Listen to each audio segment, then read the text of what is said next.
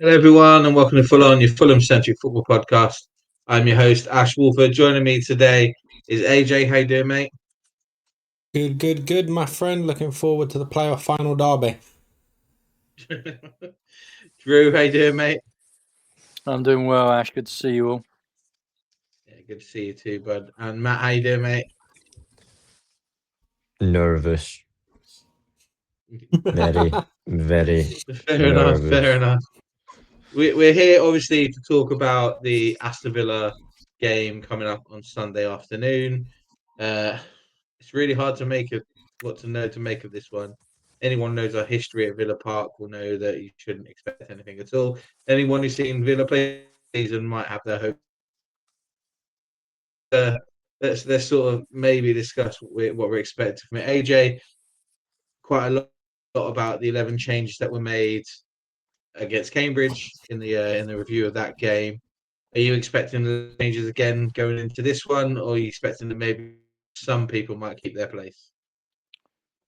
Robinson probably comes in for Cess if they think he's at a correct level of fitness now after playing the 90 minutes midweek. If not, that will remain the same, and Iwobi, having been completely dropped from the midweek game, will obviously be playing against Villa. That's shocking, that isn't it? I think it's one of those things. But I think Iwobi deserves to be paid last week against. That's valid. Against we have to look at it that way. Drew, tough game. We know that they are having a bit of a tough start. What do you think we should expect going into the game on Sunday? Well, their record against us is really good since we've returned to the Premiership. So they'll be looking at the fixture and thinking this is the sort of game where they can right their ship, because they've been disappointing in the league so far. I mean, they've struggled to score goals. They've given away leads to they gave away a lead at Sunderland, didn't they, when they were 1-0 up and a man up. So I fully expect them, even if they don't feel like they're on top of the world, I fully expect them to fancy their chances. And plus the fact they're going to have the home advantage, so the onus will be on them to come at us. What will be interesting will be if they don't get on top quickly, and whether nerves start to disseminate from the crowd. It'll be interesting to see how they react then. But as we're recording this, they're currently leading against Bologna, even though Watkins has missed a penalty. So, maybe they're turning the corner. It's going to be a difficult game. It always is at Villa Park. And irrespective of their start, they've got some good players. Yeah, look, we have to respect their squad. They've built a decent one. They've had a really odd start to the season, considering the squad that they have available to them. I think their performances have been really under par. Every time I've seen them play, they've not been great. Matt, what do we do going to a place to go to as an away ground? Do we have to change our style of play going into this game, or do you think that, as we always say, Marco only really has one style, so we won't? What are you expecting? Marco Silva masterpiece, which personally I don't think will work. Villa are due a win in the Premier League. That's something that we need to take into consideration.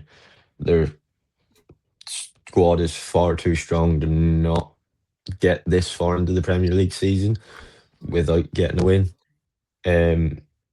So it's something that we need to be wary of. I think that we need to start off a bit more defensive, a bit more conservative. And as we grow into the game, that's whenever we need to start pressing for the counter attacks, because I have a sneaking suspicion that if we go out all guns ho, it's just going to end up with us conceding very fast. We need to alter it in a sense that it does bring more the more of a defensive aspect to the 4-2-3-1, but given it the space that it needs to, if we do have a chance to break through, we can, which is something very difficult to do with that formation because of how far back your midfield has to sit.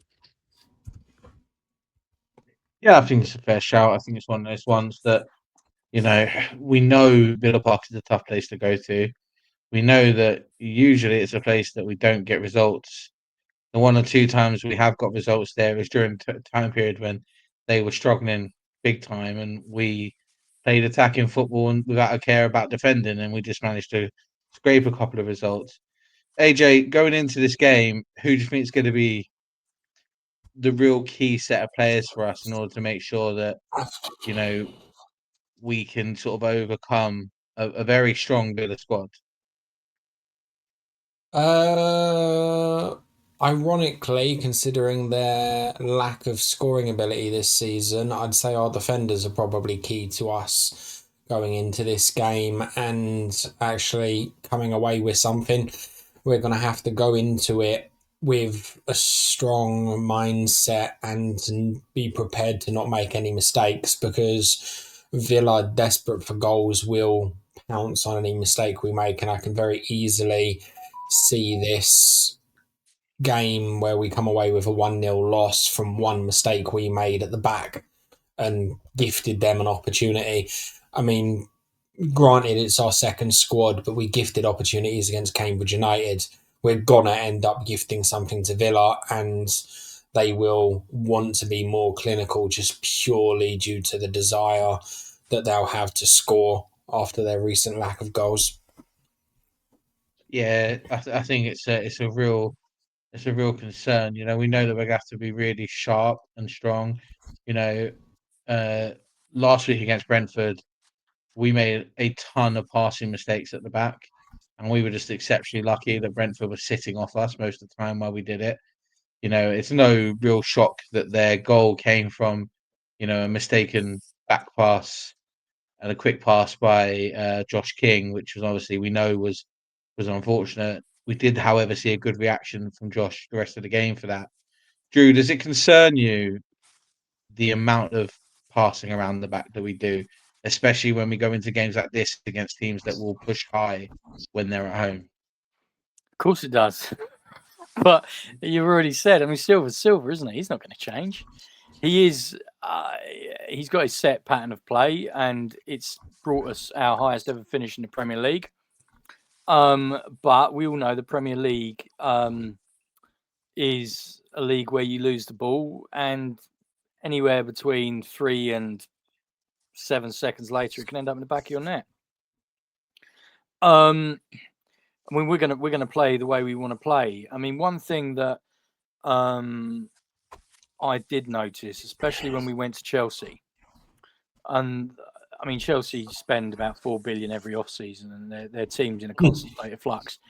But one thing that I did notice is that even though we were playing about at the back, the fact that we've got such a settled team, and I know a lot of us were decrying the fact that we were not very active in the transfer window, but the fact that we do have a settled team and people understand their patterns of play and where they should be helps massively when you're trying to play it out from the back. But yeah, I mean, the short answer, Ash, of course it worries me, especially when you're dealing with a team that's got speed up front, which Villa have. Because you lose the ball in your third of the field, and they've got the pace to attack you very quickly. But Ash, you know better than me. Marco's not going to suddenly start launching the ball into the middle of the park from Leno, is he? Or if he does, we're gonna have to file a report with West Midlands Police because he might have been kidnapped and a doppelganger put in his place. But no, I mean, it does concern me, but it's what we do. Yeah, no, I think it's an obvious one, isn't it? I think for me, it's just I personally would like to see us mix it up a little bit, just so that we don't get pushed so high. But hey, yeah, Ash, you'd like to see Iwobi in the 8, okay, mate? You've been asking for that for about 15 months. Yeah. It'll happen. One day Iwobi will play in the 8. It will For more than happen. It'll be 10 well- minutes we did against Brentford. It'll be when Yeah. we play 5 at the back with 2 midfielders against a team that uses 5 midfielders. Yeah, don't, man. I give up. Yeah. It'll be the second coming of JJ. That's all I'm saying. Like, who knows? Oh. We might get a bit of luck with that. Matt, we spoke after the Cambridge game about our real concern about our ability to break teams down on the wing, and we were really worried about the performance that we saw from Adama Traore, and Kevin was a bit unlucky in the sense that he was sort of double teamed out of the game. Going forward on Sunday, whoever starts the game is obviously going to have to be a lot more tenacious than both of them were in that game. Are you expecting that maybe Kevin might get an opportunity in this game because he's going to have a little bit more freedom than he got on Tuesday night against Cambridge, where he was double teamed? I'm not suspecting to see Adama at all. I'm hoping we don't see Adama, but what are you hoping to see from the guys who play out on the wing?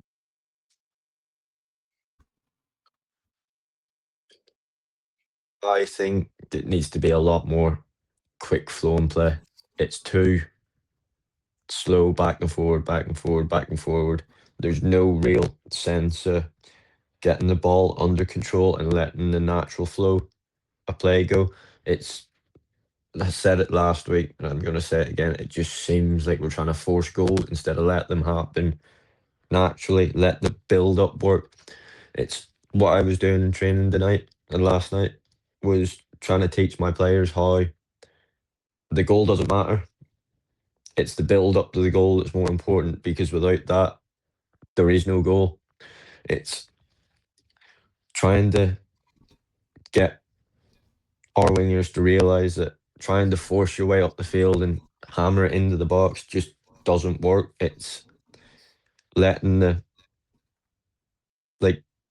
it's almost an art. You need to try and let it flow, because other than that, you're getting nowhere. Yeah, I think flow is the key word there, right? Flow is something that we struggle with at times. But what's funny is we struggle with flow, but then we also score goals like we scored against Brentford last week, where we have absolutely immaculate flow, and we have beautiful moments in games where our passing and our movement all just clicks. And I think it's some of the most frustrating thing with us is that, we have the ability to score beautiful, amazing team goals, but then we don't see that fluidity most of the time. And it can be really frustrating that we only see that click once or twice during games. I know everyone's going to sit there and say that that's every team, that you don't see it click all the time, but it really does bug me that we have the ability to score goals like our second goal against Brentford last week with 3 or 4 really quick, lovely, straight through passes. And then at times it looks like we're just completely clueless on the ball and we don't know what we're doing. It is frustrating, but it is what it is. Lads, we're gonna finish this preview like we do all of ours.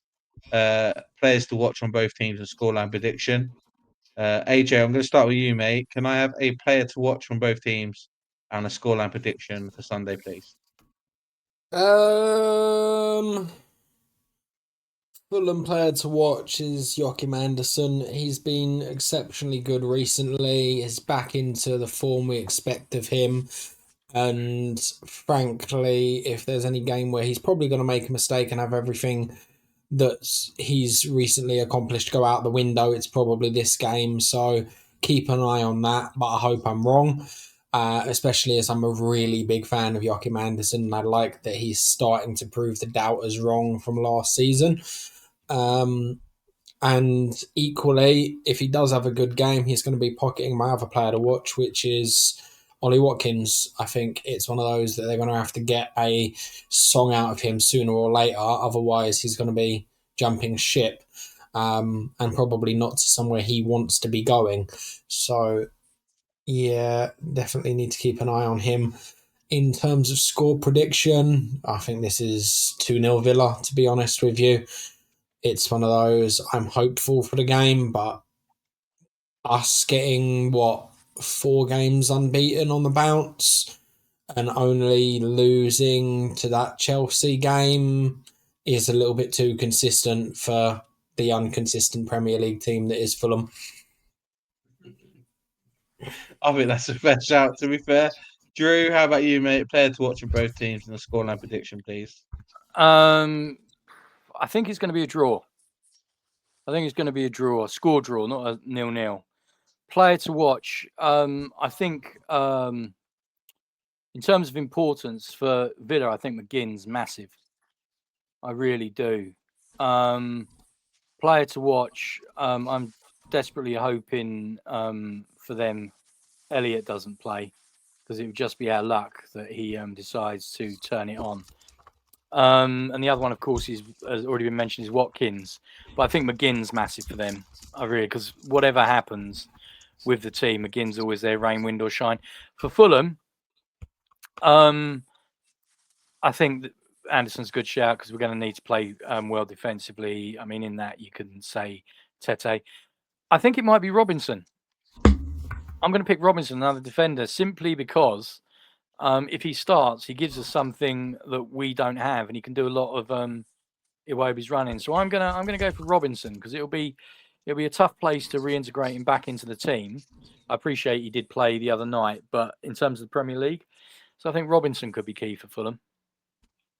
Yeah, I think that's a fair shout, and I think the score draw wouldn't be too mad or bad of a result. So I would take that right now. Matt, how about you, mate? Player to watch on both teams and a scoreline prediction, please. Player to watch for Villa is going to have to be John McGinn. He's their mind, like hive mind. He just, the team go with him. I think he's going to be a very big key player for them on Sunday. For us, I think it's Muniz. I don't know. He's a very frustrating player for me at the minute. But I think he's going to play a big part, which is why I'm going for this scoreline prediction at 2-1 with a very, very late equaliser. Second goal. Yeah, it's a tough one, isn't it? Yeah, you look at that Villa squad; they got quality all over the place, right? And it's shocking the way they've started the season, considering the quality they have all over the place. John McGinn is John McGinn. He's an outstanding footballer, and he is one of those annoying footballers that always manages to have a really good game against us. And he 3 or 4 times, the last 3 or 4 times we played them, he's been a difference maker for them. And the way he's played with his big backside, it's almost impossible to get around him or push him over, right? But for me, Marlon is probably the player to watch. I think he's an exceptional winger, and he is technically very astute on the ball. And again, he's another player who's very hard to get off of the ball when he gets it, and when he's on, he's on. And it's going to be very, very difficult if he has one of those days. The plus side to that is, and I'm probably jinxing it by saying it, he has more bad days than he does good. But when he's on, he's on. So who knows? For us, it's a big game, I think, for our back four. I think Drew's probably quite right in putting out Anthony Robinson, considering the coming back from injury. He didn't really test himself much on Tuesday night against Cambridge, especially pushing forward. He basically just sat back, mainly because Cambridge had 7 players behind the ball at all times. It was almost impossible to get through. But I think if we're going to get anything out of this game, whoever plays in that 10 position, be that Josh King, Emma Smith-Rowe, is probably going to have to really be the difference maker in us pushing forward. I want to see Josh King have a game like he had against Chelsea at Stamford Bridge, where he wasn't done by the stadium. He wasn't put up by the roar of the game. He just played his game and pushed forward as much as he is. So Josh King probably, or if ESR starts, then it'll be those two for me as the main player to watch for us.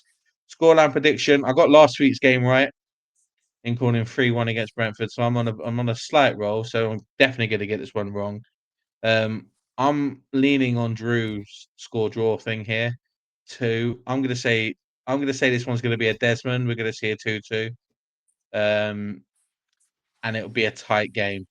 And it wouldn't surprise me if all 4 goals came from defensive mistakes from both teams. It's gonna be one of those. I just hope that Muniz can get one of those goals because he needs a bit of confidence in front of goal. Because the 3 times he's shown quality this season and scored, or done what he's done, Brighton away, scored, great, and then he's had a couple of goals disallowed for varying reasons that have been, after good bits of play by him, including the one last week against Brentford, which was, a bit unlucky, but it is what it is. Lads, thank you very much for joining me on this match preview. Just a reminder to everyone: the review of the Villa game will be out next Tuesday, as we record it on Monday, as the game's on Sunday. We have a new episode of FFC and Me out on Wednesday. The guest for that will be announced on the review show for Villa on Tuesday. Thank you very much, lads, for joining me. Hopefully, Fulham have a good weekend. Fulham bring a good weekend. It's my daughter's 13th birthday this weekend, so it'd be nice if Fulham can maybe put a joy to that because I'm not really looking forward to it. I feel really old.